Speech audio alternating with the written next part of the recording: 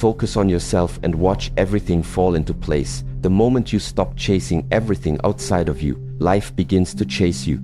Focus on yourself, not to escape the world, but to master your place within it. Your energy sharpens. Your path clears. People start treating you differently, not because they've changed, but because you have. You don't need to force anything when you're aligned within. Stay with me until the end, because the last truth I'll share is what makes everything finally fall into place. Comparison is a thief. It doesn't steal all at once, it chips away, quietly, relentlessly. It sneaks in through a glance, a scroll, a headline, a conversation, and before you know it, your peace is gone. Not because something is wrong with your life, but because you looked too long at someone else's. You stopped tending your own ground to watch how quickly someone else was growing. You forgot that becoming cannot be rushed, that growth is not a performance, that your journey is not meant to match anyone else's pace, shape, or rhythm. And yet, this is the trap most people fall into. They wake up and immediately look outward. How far ahead is he? How much cleaner is her image? How come I don't feel that certain, that strong, that loved, that successful? But the more you stare at someone else's lane, the more you veer off your own. There is no peace in watching someone else's path. You weren't born to copy, you were born to become. You were not designed to mimic someone else's highlight reel. You were designed to live through your own chapters. And every time you give your energy to comparison, you starve your own progress. It makes you question your timing. It makes you resent your process. It convinces you that your steps are too slow, too small, too insignificant. And once that seed of doubt takes root, it spreads. You start rushing your development. You start skipping the depth. You start performing for applause instead of acting from intention. And without realizing it, you're no longer building your life, you're building a projection, a brand, a response to someone else's image. That's not power. That's panic wearing confidence as a costume. To focus on yourself is not arrogance, it is protection. It is wisdom. It is the discipline to say, I'm not here to be seen, I'm here to become. It is the strength to withdraw from the noise, to unsubscribe from the race, and to return to your breath, to your pace, to your work. Because that's where real clarity lives, not in chasing speed, but in honoring alignment. Not in competing with strangers, but in outgrowing the weakest parts of yourself. That is the real mission. And it's one that no algorithm, no feed, no validation can define for you. It has to come from the inside, built in silence, in practice, in patience. You must learn to disconnect, to intentionally turn your gaze away from what everyone else is doing and ask the harder question, what am I becoming? Not what looks good, not what's trending, what's real, what's lasting, what's mine. Because your path, your exact, imperfect, unpredictable path is sacred. It's not supposed to look like theirs. It's not supposed to move as fast, feel as smooth, or deliver its rewards on demand. It is tailored to your soul. It will break you in ways that prepare you. It will slow you down in seasons that force you to grow deeper roots. And if you abandon that process to chase someone else's image, you'll lose the only thing that ever had real power, your own becoming. So return to your rhythm, to your process, to your breath. Because when you stop watching and start building, you'll remember what the world tries to make you forget. You're not behind. You're becoming. Where energy leaks, life falls apart. Not always in loud or obvious ways. Often it happens slowly, quietly, so quietly you don't notice it until the fatigue becomes normal, until the numbness settles in, until the weight that you carry every day starts to feel like part of who you are. But that weight, it's not just life being hard. It's energy being lost. Your energy is not infinite. It's your most precious currency. And what you give away, especially unconsciously, does not come back easily. You spend it every day. And most people don't realize how much they're losing until they have nothing left for the things that actually matter. It doesn't always come from massive distractions. It comes from the subtle drains. From arguing just to be right. From holding on to relationships, habits, and narratives that no longer fit who you're becoming. From forcing conversations that always loop back into the same unresolved place. From trying to prove yourself to people committed to misunderstanding you. From mentally rehearsing situations that already ended. All of this pulls from the same limited tank. And every drop you waste on something meaningless is a drop you no longer have for something essential: your health, your work, your creativity, your clarity, your peace.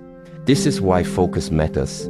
Not because it makes you faster or more productive, but because it helps you see. When you focus on yourself with honesty, with presence, you start to recognize where you've been bleeding energy for years. You see it in the people you keep entertaining out of guilt. You see it in the conversations you keep revisiting that never lead anywhere. You see it in the internal stories you tell yourself about who you're supposed to be, what you should have done by now, what you must accomplish to be enough. And maybe the biggest leak, the version of you that you refuse to let go of, the one built on survival, on old pain, on someone else's expectations. But once you step back, once you disconnect from the noise and return to a place of stillness, you begin to see clearly. The leaks aren't mysteries, they're patterns. They're behaviors that used to serve you, but now sabotage you. They're commitments you once needed, but now keep you small. And the moment you identify them, you reclaim a piece of your life. You stop pouring energy into what no longer feeds you. You stop pretending that every connection is worth maintaining. You stop leaking power just to keep peace that isn't real. When you plug those leaks, when you stop chasing dead ends, stop explaining yourself to people who aren't listening, stop giving time to things that dilute your presence, everything begins to shift. Your mind feels lighter. Your decisions become cleaner. You start moving through your day with more clarity and less chaos. This isn't magic. It's mathematics. More energy kept equals sign more energy available. And with that reclaimed energy, you don't just survive, you start building again. You show up for yourself in ways you didn't think were possible, not because you became stronger, but because you stopped wasting strength. Focus is not about control. It's about conservation. It's not about saying yes to more. It's about having the courage to say no to what no longer serves you. Focus means protecting your energy like it's sacred, because it is. It means realizing that every interaction, every task, every mental spiral has a cost. And if it doesn't lead you forward, it's dragging you backward. Simple as that.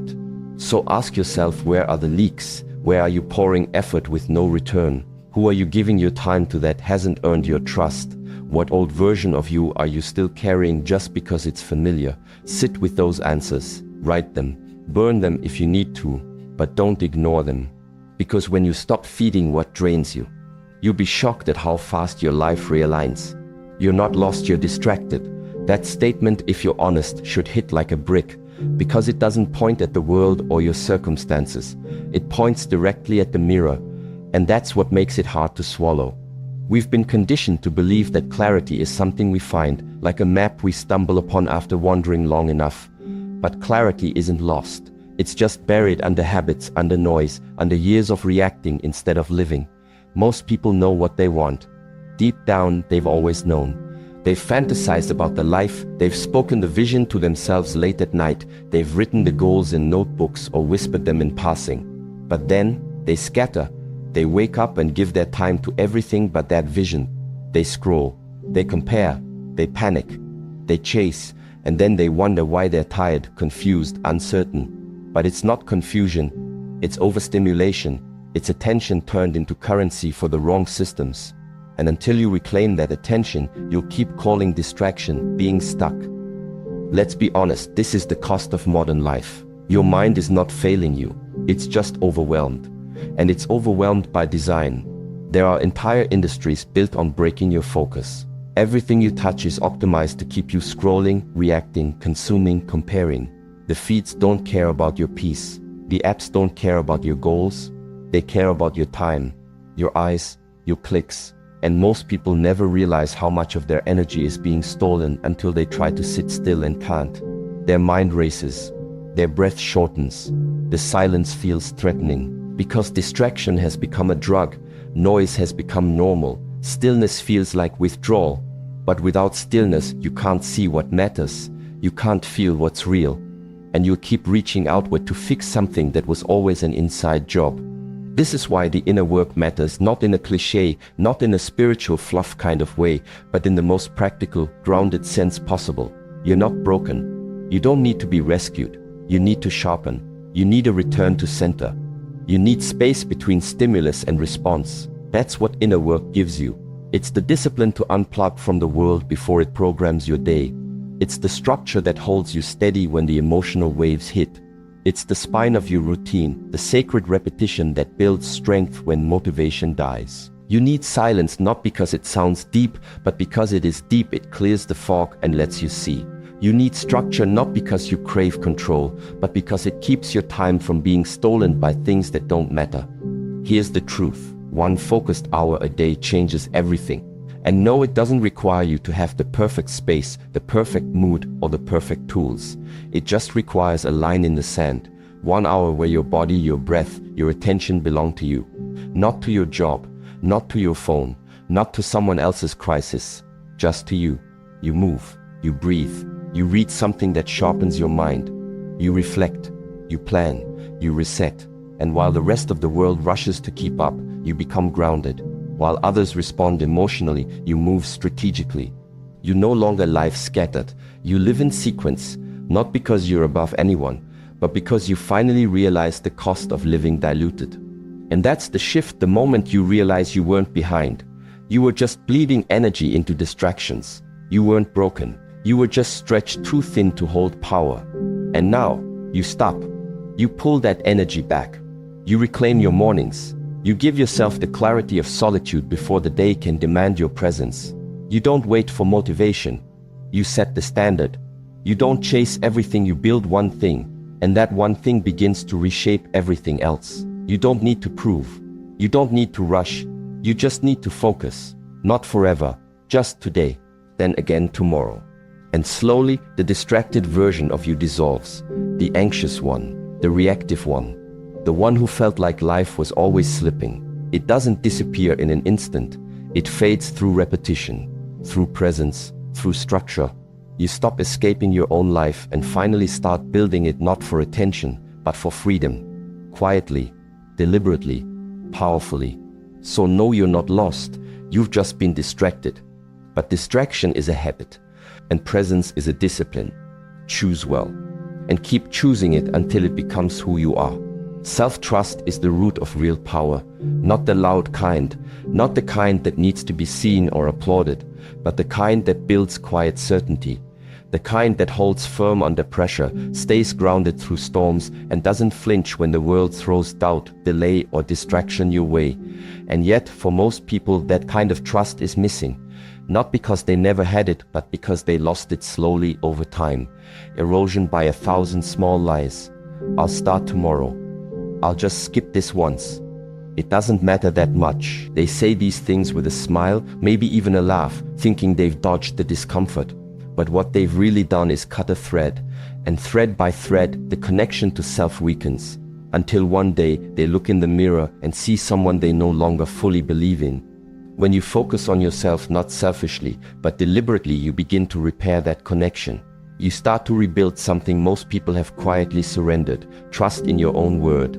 Not trust in your image, not trust in your potential, trust in your follow-through, in your ability to say something and mean it, to commit and execute, to show up even when the energy is gone, the mood has shifted, and no one's watching. That kind of trust isn't built in public. It's built in silence, in small, simple decisions. And every time you say, "I'll do it," and actually do it, no matter how small, you reinforce the foundation. Every time you keep a promise to yourself, you send a message to your nervous system: I am someone who can be counted on. But the reverse is also true. Every time you make a promise and break it, especially the quiet ones, the ones no one else hears, you weaken that bond. You train your mind to expect failure. You reinforce the belief that you don't really mean what you say, that your discipline is flexible, that your words are conditional. And over time, that self-doubt becomes familiar. It becomes the lens through which you see everything. You doubt your goals. You doubt your instincts. You second-guess your choices. Not because they're wrong, but because you've forgotten what it feels like to trust your own fire. The way out isn't noise. It's not in some huge performance. It's not in shouting your intentions to the world. That doesn't fix anything. That's a mask. The way out is quiet, simple, repetitive. You rebuild that trust in silence, one promise at a time. One boundary held, one decision that honors your standards, not your feelings, not your urges, not your comfort, but your values. And you repeat it daily, not perfectly but consistently. You do what you said you would. You go where you said you'd go. You complete what you start. And each time the roots grow deeper. Each time your sense of self becomes harder to shake. That's how you stop living on emotional roller coasters. That's how you stop breaking every time life applies pressure. It's not because the pressure disappears, but because you don't. You stop crumbling. You stop negotiating. You stop reaching for external anchors because you've built an internal one. That's the real power. When your strength doesn't come from what others say about you, but from what you know about you. And when you trust yourself again deeply, consistently, nothing outside of you can take that from you. No comment, no delay, no rejection, because the core is intact. You don't chase validation. You don't beg for approval. You just move with clarity, with alignment, with presence. And yes, it takes time. It takes patience. You won't rebuild self-trust in one day, just like no strong tree is rooted overnight. But each repetition counts. Each aligned decision matters. Each boundary is a brick. And eventually the doubt fades, not because it vanishes, but because your actions speak louder than your insecurity. You've shown yourself too many times who you are, and that evidence becomes your foundation. So start there. One promise, one act of discipline, one reminder to your future self. I've got you. Repeat that enough and the world can shake, but you won't. Everything aligns when you're present, not when you're perfect, not when you have all the answers, but when you finally stop running. When you stop fighting yourself, stop abandoning yourself, stop distracting yourself long enough to simply be here, because that's what most people never do. They live their whole lives in motion, chasing, proving, projecting, trying to catch up to a life they believe exists somewhere outside of them. Success, peace, clarity, purpose, they're always imagined as destinations, milestones to reach, people to impress, things to achieve. But what if it's never been about out there? What if everything you've been chasing has been waiting right here for you to finally return? This is what most don't realize. They think the answer is in more noise, more doing, more performing. But the moment you stop chasing just for a moment, you'll notice something strange happens. The mind slows, the breath deepens, the chaos doesn't go away, but it starts to settle. And in that stillness, something ancient stirs. A clarity that doesn't scream, a knowing that doesn't explain. A voice that only shows up when you're finally quiet enough to hear it. That voice doesn't come from others. It comes from presence. And presence doesn't happen by accident. It's a choice. One you must make daily, even moment to moment, to return to the body, to return to the breath, to return to yourself, not the version of you the world expects, but the one that is. You want alignment. You want real peace. You don't get there by doing more. You get there by paying attention. By watching your own thoughts, not judging them, not fighting them, just noticing them. By listening to your breath, not forcing it, but allowing it to anchor you. By noticing how you speak when no one is listening, how you act when there's no applause. That's where alignment lives, not in the image, but in the integrity, in the spaces no one sees. When your inner world and your outer behavior begin to reflect the same intention, life starts to move with you, not against you. That's the shift. See, life doesn't need to be forced into place. It never did. What it needs is for you to get out of your own way, to stop resisting what is, to stop pretending you're not tired, to stop ignoring what your body is telling you, to stop numbing the emotions that are trying to teach you. When you fight reality, you break yourself. When you stop fighting, you begin to move with the rhythm of life. You begin to feel again, think clearly again, create from a place of peace instead of pressure. And from that space, everything begins to realign, not because life suddenly becomes easier, but because you become steadier. You've been trained to believe that peace is a reward, that you earn it once you've done enough, achieved enough, changed enough. But peace is not the prize, it's the path. You don't wait to be present once you succeed. You become successful because you're present.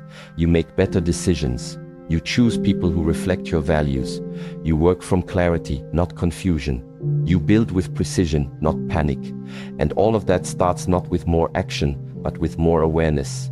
Awareness is what reconnects you. It brings you back from the past, from the future, from the endless loops of self-doubt and projection. It reminds you that this moment, this breath, is the only place where change actually happens. And once you understand that, you stop outsourcing your power. You stop waiting for permission. You realize that life has been trying to meet you, trying to bless you, trying to flow through you, but it couldn't because you were never fully here. So return. Return to the breath. Return to the body. Return to the you that doesn't need to chase, just choose. Everything aligns not when the world changes, but when your presence deepens. Most people will hear this message and do nothing. Not because they're bad people, not because they're incapable of change, but because change requires silence, and silence exposes the very truth they've spent years avoiding. Distraction is safe, noise is familiar, reaction gives them something to do. But stillness demands honesty. It strips away the excuses. It turns the mirror back on them. It shows them how far they've drifted from themselves, how much of their life has been lived on autopilot, how many of their choices were made out of fear, not alignment. And that truth, that weight is heavy. So instead of sitting with it, they scroll, they distract, they numb, and they stay in the loop. But there are just a few who hear this and something clicks. A quiet voice inside says, enough. Not loud, not dramatic, just clear. That moment is everything, because it's the moment they stop outsourcing their power. They stop waiting for the right time, the right person, the right motivation. They realize no one is coming to save them, that the freedom they've been chasing will not be found in validation or volume or performance. It will be found in their own return, their return to discipline, to breathe, to presence, to self. These are the ones who change everything, not through control, not through force, but through consistent, intentional focus on one thing, themselves. They stop trying to fix the world and start refining their own habits. They stop chasing peace and start creating it. They stop reacting to noise and start listening to silence. Their actions become deliberate. Their speech becomes lighter. Their mind becomes calmer, not because life got easier, but because they got clearer. And when that clarity settles, it changes the way they move through the world. They don't fight it anymore. They move with it. It starts small. 1 hour of silence, 1 journal entry, 1 workout that wasn't skipped, 1 boundary held, 1 conversation they didn't have because it didn't deserve their energy. These aren't grand gestures, they're sacred repetitions. And those repetitions build rhythm. That rhythm becomes identity. And that identity, that's when alignment begins. Because now, instead of wondering when life will finally go their way, they become the kind of person who meets life with steadiness, with direction, with truth. And suddenly, the world doesn't feel like it's against them anymore because they've stopped being against themselves. This is the way, the quiet way, the rooted way, the unshakable path that doesn't need to be advertised. You don't need to convince people when you're aligned. Your energy speaks, your presence lands. You're no longer pulled into every conversation, every conflict, every opinion that doesn't match your frequency. You simply remain calm, clear, certain, because now you're moving in sync with your own truth, not trying to keep up with everyone else's. You are not here to react. You are here to return. Return to your breath. Return to your integrity. Return to your standards. Return to your own rhythm. You are not here to please. You are here to align. And alignment won't always look impressive. It won't always feel exciting, but it will always feel right. And that's the shift. When you no longer chase what's missing, you become what you were missing. And everything you thought you needed, the peace, the direction, the connection, the respect, the opportunity, it will all meet you the moment you become who you were meant to be. If this message brought you back to yourself, don't let it fade. Return to it daily. Make it a ritual. Let it sharpen your focus and calm your spirit. Subscribe if you're ready to start your own practice. And if you want to go deeper into silence, structure, and discipline, the path is below. You don't need more from the world. You need less from it so you can give more to you. Focus on yourself and watch how everything else finally falls into place.